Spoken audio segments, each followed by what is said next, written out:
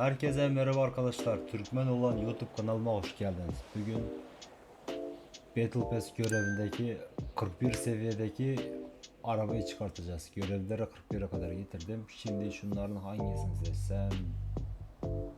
1'i, 2'yi, 3'ü mü seçsem? 6 ya da 5. Hangisini seçsem lan?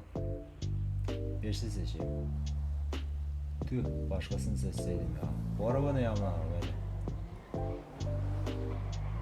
Şimdi hemen bakalım buna. Şimdi otoparkta yani Battle Pass olsun, başka saatlik görev olsun, hepsini arabayı kazandığınız anda otoparkta çıkıyor sizde. Şimdi E'ye bastık.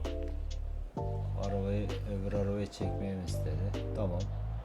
Şimdi yeni arabamız bu. Görelim abi.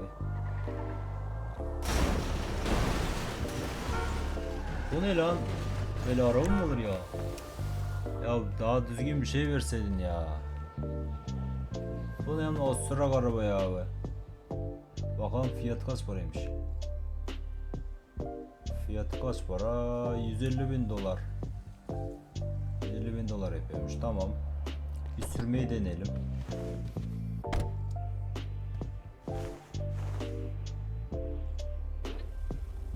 Aa, farları falan açılıyormuş bunun.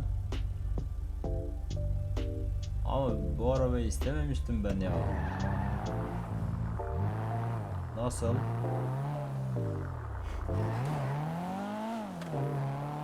Yok lan abi ya, güzel değil ya. Tabii bedava Battle Pass'e yani böyle arabaları verir. Tabii geceyle Battle Pass açsaydım, yani geceyle bitirseydim çok daha güzel araba verirdi de. Neyse, buna da şükür.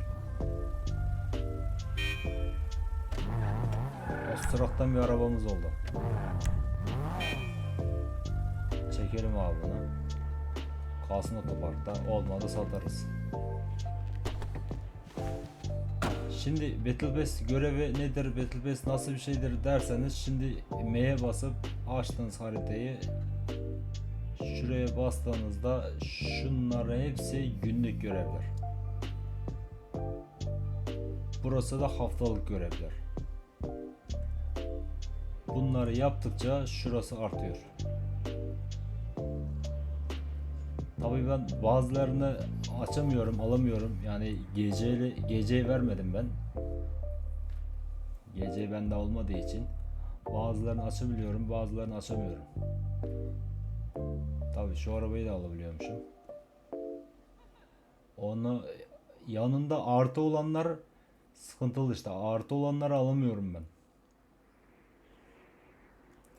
Seçerek veriyor herhalde ki. Neyse.